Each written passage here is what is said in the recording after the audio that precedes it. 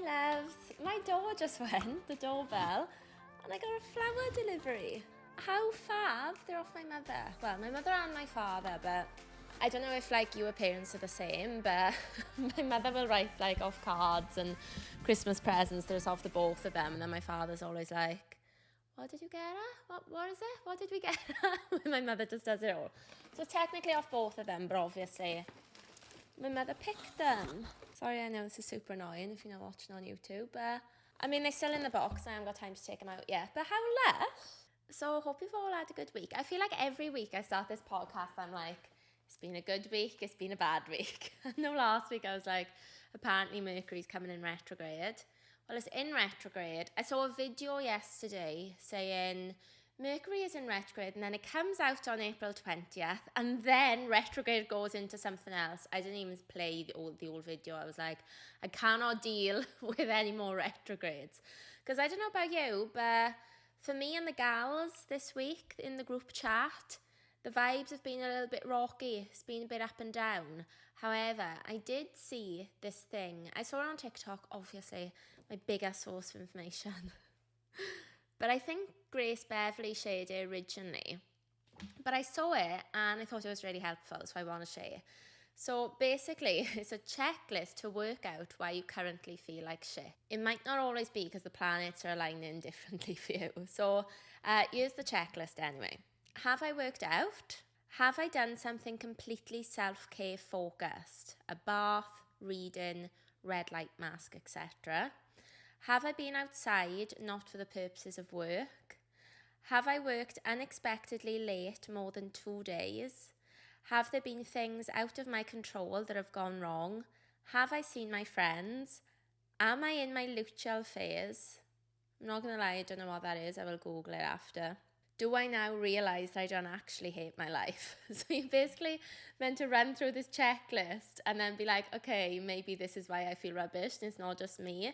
So for me, the things I pick out more there is if I don't leave the flat, like if you don't go outside, I think when you're inside in the flat, sometimes you don't feel like leaving. It feels like the worst thing. You're cozy, you get lazy, wherever. But I always think when you actually step out, you feel so much better. Perfect example of this is when you've got a hangover. The other week I had a hangover and I literally didn't leave my bed all day. It was so bad. The only time I left was to be sick. Sorry. TMI, but it was a really rough hangover. I probably mentioned on yours because I didn't eat when I was drinking. And so I was in bed the next day and then my friend came to stay and I had to go and meet her. And it was like the last thing I wanted to do was move. But actually as soon as I went outside and had the fresh air, I was like, oh, I feel so much better. And I think that's what happens with mental health as well. I'm going to Google luteal. Oh my God, why am I like this? Why don't I know this? Your luteal phase is your menstrual cycle, for fuck's sake. Was you on last week's episode? I was saying I don't know stuff about the anatomy. I swear to God, I have never heard that before. Luteal phase. I don't even know how to say it. Luteal phase is your period then? Well, I'll be damned. You learn something new every day, quite literally. So anyway, that's the checklist. I hope you've taken note of that. And usually you can run through that list and then come to the end and realise that, you know, your life's not shit and everything's not bad. You just maybe haven't done the best things you can to make yourself feel better that day. Okay, let's go in with this week's story. The guy I've been dating for the past 2 months is married with kids. Fuck's sake. Of course he is. We met on Bumble and everything was great. He was handsome, had a good job and was a little bit older, which I like. I didn't ever think there was anything wrong as I asked him on our very first date if he'd ever been married or if he had kids and he said no. Of course he did. I don't want children, so for me this isn't even a trick question. If you've got kids already, it kind of works for me. But still, he chose to lie. That's the worst for me. We've had stories like this before. I think, you know, lying about your partner is bad enough, but to lie about your children, there's just no need for it. And like, why would you do that to them? I just think it's so horrible. He told me he'd had long-term partners he'd lived with, etc., but it just never worked out that way. There were a couple of red flags I was ignoring. I'd never been to his apartment and we didn't see each other on the weekends. That's a big red flag for me. I didn't mind this as I knew he was busy and we were only in the early stages of dating. No, I don't agree with that. I actually don't agree with that, because a weekend is meant to be your social time and the time you spend basically on dates. Obviously, it depends what job you've got.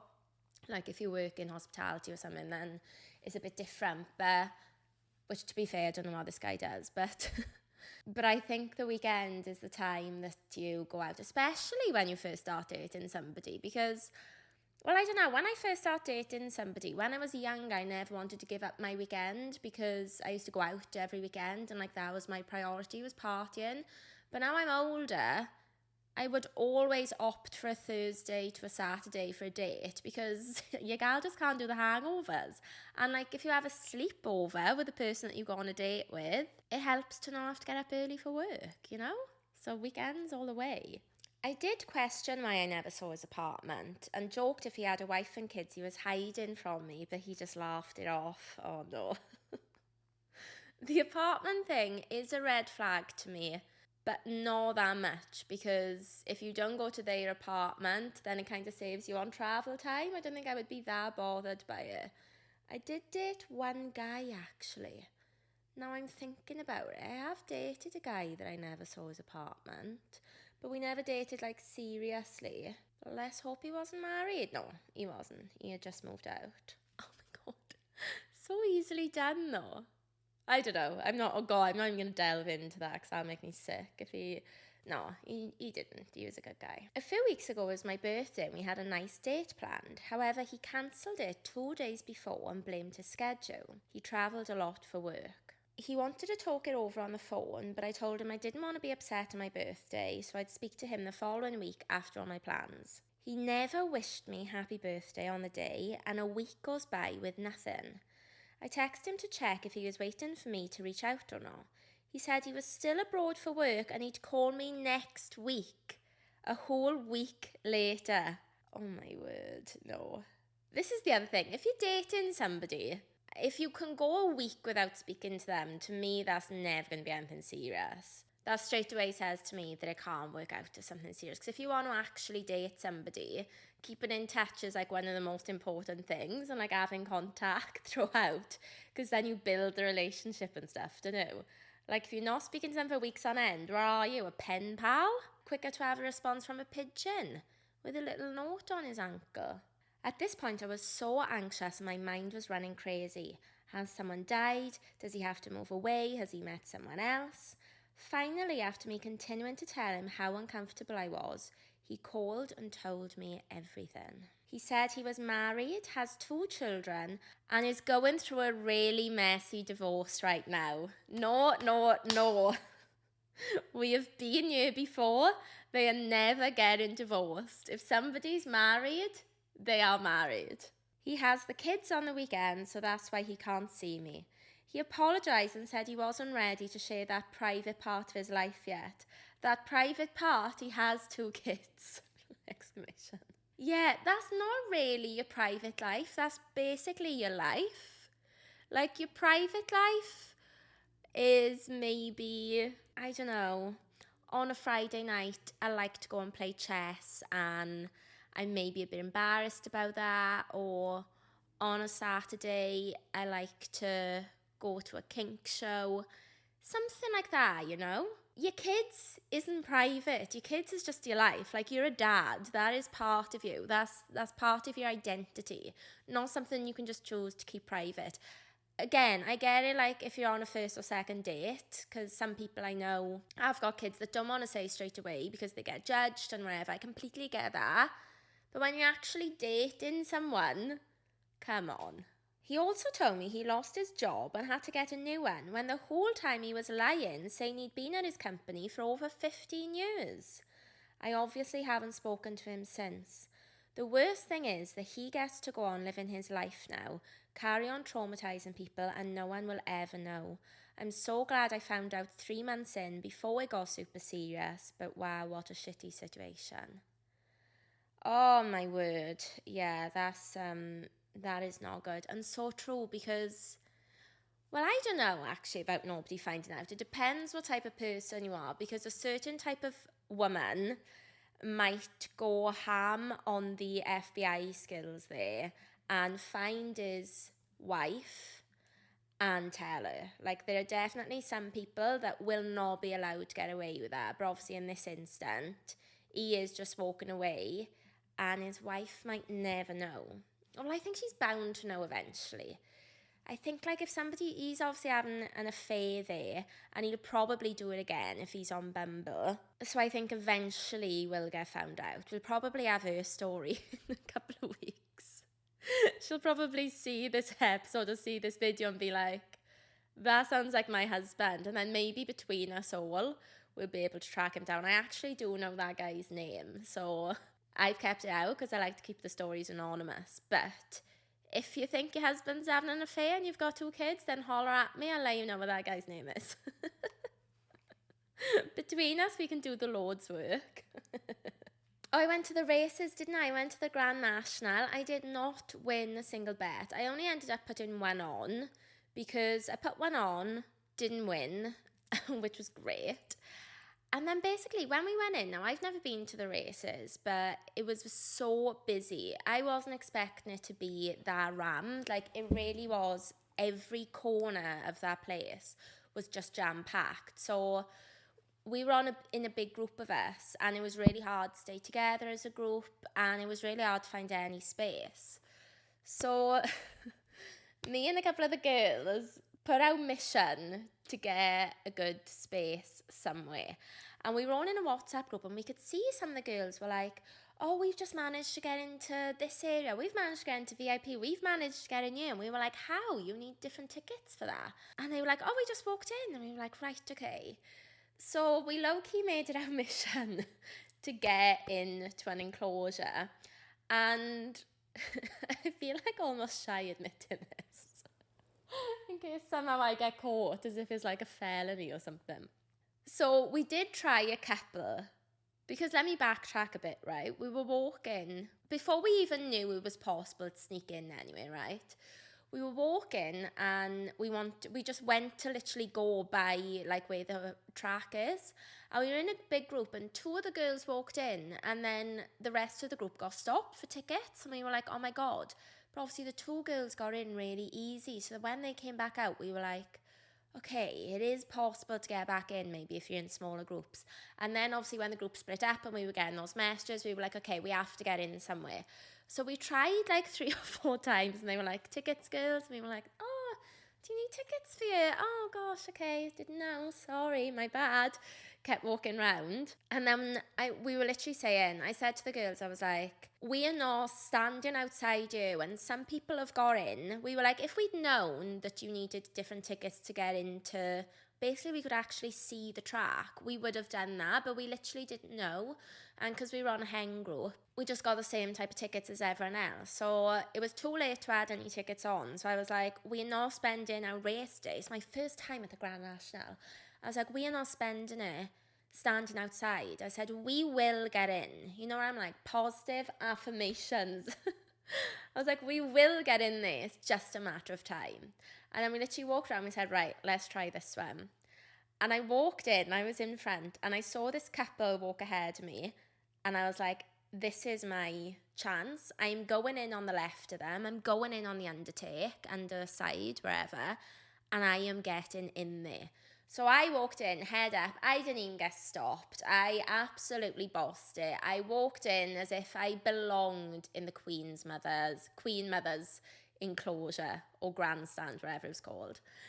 So I walked in, and then one of the girls behind me went, Sadie, and I was like, oh God, she's been stopped, and obviously I'm not going to go in by myself. So I was panicking.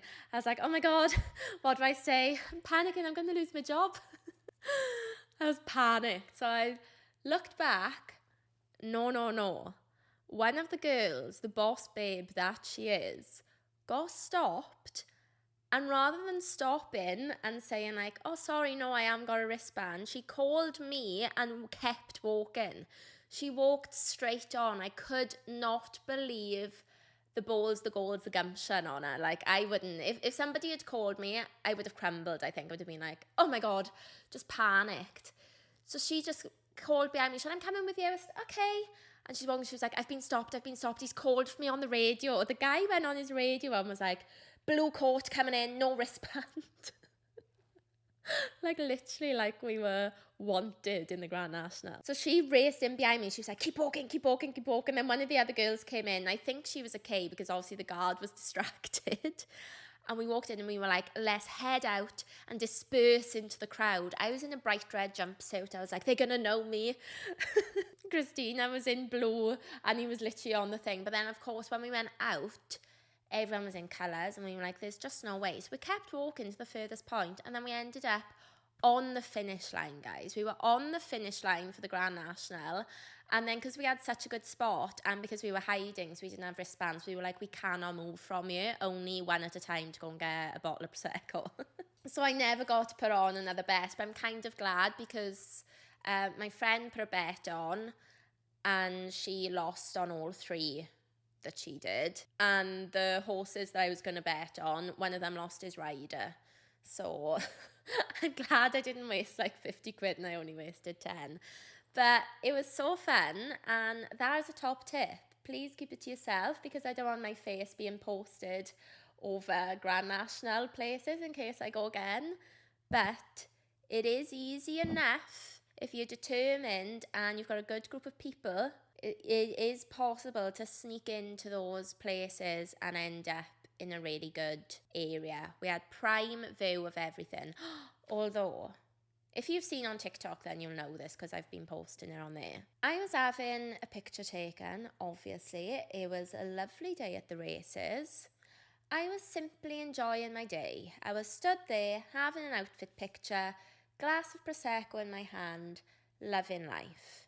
As I'm stood there, this group of guys come, and obviously guys, being guys, are kind of like, not taking the mick of me having a photo, but you know, gathering wherever.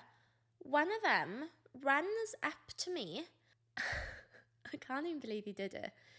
Bends down to my legs, like to my knees, and picks me up. But guys, I'm not talking about like scoop up, like, you know, after people get married and they carry them over the threshold. No, not that type of pickup, which I would have hated anyway, by the way. But the pickup was so aggressive, he flipped me onto the side. I was lying like horizontally, like a barbell weight thing. Is that what they call it? Not like the bar, like a weight bar. He picked me up and flipped me and carried me lying horizontally. I was so annoyed, right? I'm such a chill girl generally, and I really don't get offended easily unless it's like racism and homophobia and obviously like big things. But in terms of me, I really don't get offended that easily, and generally I will keep the peace. But the fact that you think it's okay, a man thinks it's okay to come and scoop me up like I'm some piece of meat, or I don't even know, like, what would you pick up like that for a laugh? Like, it was actually made me sick. I was so annoyed, right? I'm a pro, obviously, at like not spilling my drink. Like, the drink would be the last to go. So as he picked me up, my drink was up straight. And I was like, you might have me, but you're not, like, I'm not wasting a drink over it. But then as I was screaming, put me down, and he didn't, I was like, you wanker. So I started to tip a little bit over his head to try and get that to put me down, which it did. And then as he put me down, I just pushed him. And I was like, what the fuck are you doing? And he was like, oh, and I could see panic all across his face. And then he scurried off like a little mouse, like a little rat, scurried off back to the crowd. And then his friends were like looking back over at me and looking back as if to be like, oh, is she going to report you? But like, what were you expecting? You're like, I didn't slap you across the face and report you to somebody. Because maybe if I had a wristband and I wasn't sneaking in, I would have. No, I wouldn't have reported him. But like, honestly, I texted my friend and I said, reason 101 why it's hard being a woman. And I just sent them those pictures. And they were like, oh my God. Disgusting. Like, why do men, not all men, obviously, but like, why do they think it's okay to do that? In what planet is it okay to go and pick somebody up and just spin them around? And he like picked me up and like carried me away. And also for what? What did you want from that? Anyway, let's carry on. Do you know last week I did the episode on when to say I love you? I had a couple of messages from you, and one girl said that she told her fiance she loved him after 2 weeks. 2 weeks, can you believe that? And she said his response was, I was just going to say I love you too. And they're 7 years in now. 2 weeks. That is crazy, because if a guy told me he loved me after 2 weeks, I would be like, that's a red flag. I would believe him, obviously, because I'd be like, well, of course, obs. But to say it like that 2 weeks in, I'd be like, red flag, red flag. But it is funny, because I do feel like with certain people, you can feel it that quick. I definitely feel like you can feel it that quick and know you're going to say it that quick. But to actually say it out loud and to the other person is really ballsy. So hats off to you. We got another dilemma this week, and she said, I love my boyfriend and I'm super happy with him, but I know in the long run we want different things. He's a lot older than I am, and he definitely doesn't want to get married or have kids. What do I do? It's so funny, because I was talking about this to my friend the other day, like very recently, and her take on it was, if somebody isn't ready, just leave. Because if you know for sure that you want to get married and have kids, then there's very little movement around that, I think. And I've got to be honest, I agree. I think as somebody myself that definitely wants to get married, that is 100% what I want.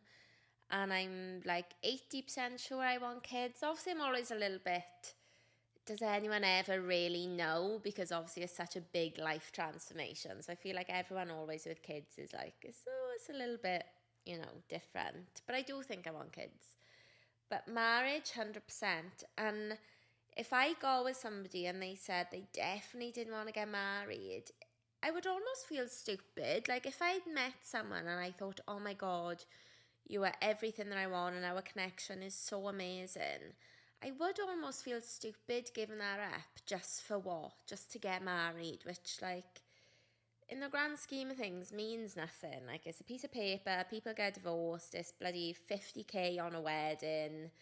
It's, I feel like people now are getting more like, you don't need to get married. And I understand all that, and it would on paper seem stupid to give up a massively strong connection just because they don't want to get married. But for whatever reason, wanting to get married is in me. It's like when people have a dream or when people have a goal, sometimes you can't explain it. All of us have stuff inside us that we think that we want and that we're capable of, and that's like jobs, places we want to live, certain situations. Like my therapist literally said to me last week, you've done this, and you've made that happen, and that's because you've wanted it to. Like, she always bigs me up. But it's true, like we all live our lives with a certain set of goals, and I think it would be really hard to let one of those goals go for anyone. And that also goes for this is the perfect example. Do you remember The Hills? I can't remember what series it was, but it was early on. Oh wait, or was it The City? It was The City, sorry. So Lauren Conrad was in The Hills. She went on to The City with Whitney Port, and they were working for this magazine, and she had the opportunity to go to Paris for this work job, and it was such a big deal. And everyone was super excited, and it was amazing she had this opportunity. And she turned it down for Jason, her boyfriend, who was a loser, who she's obviously not with anymore. And I remember even at 16 watching that and thinking, what are you doing? I would never have turned down that opportunity for a guy. Never, never, never. But I think that's proof of the type of goals you have. So for me, the goal of I never had a goal of going to Paris to work or anything, but that idea of that opportunity is something for you to do with your career and your life versus just being with a boyfriend. The career outweighed it, but obviously Lauren Conrad and probably the TV producers had a different idea, and they wanted her to prioritise the relationship. And that's fine, but I feel like people always have these goals and these ideas of their life. And I think it's really risky to give that up for somebody that might not be in your life forever. And even though you can feel like they're going to be in your life forever at the time, the reality is that people break up, shit happens, shit changes, circumstances change, and people do, part out of your life.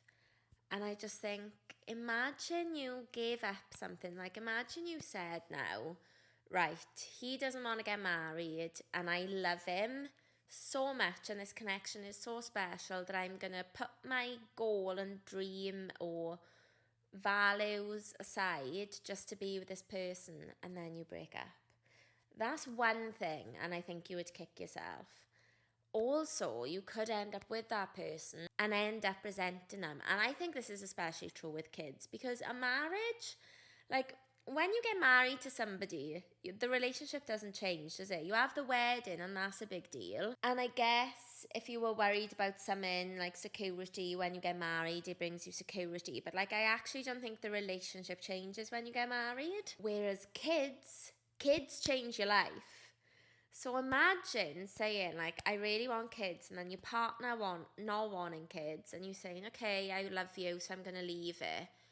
And then seeing all these children all the time and all these partners and families and friends with kids, I think you just end up resenting the person. I would. If I wanted kids desperately and my boyfriend said I don't want them, I would end up resenting him for sure. Like, every time I saw a sweet little baby on TikTok, like, I'm not even broody, only like ready for kids, but the amount of babies I watch on social media is wild.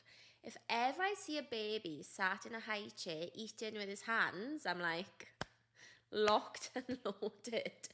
I just love it. They're so funny and so cute, and yeah, I just love it. So I just feel like every time I would open TikTok and see a kid on there, I'd be like looking at my partner like, you bastard.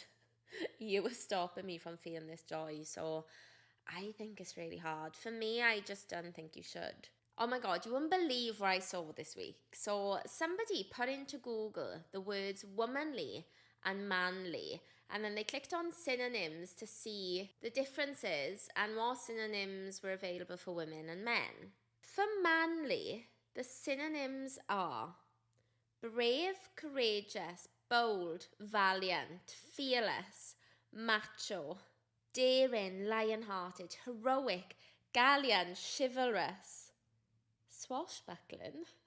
I have no idea what that is.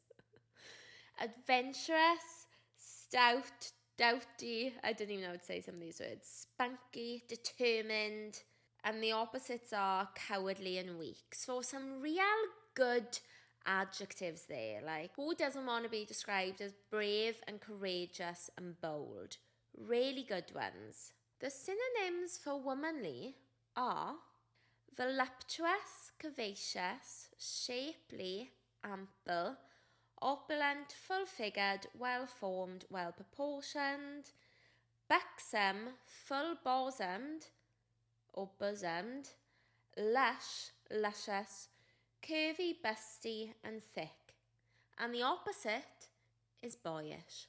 Can you even believe that that's a real thing on the internet? To describe womanly, every single synonym and adjective is about her body, and all of them are about being curvier and a little bit bigger, because Lord knows you can't have somebody that's completely flat and skinny and represent a woman.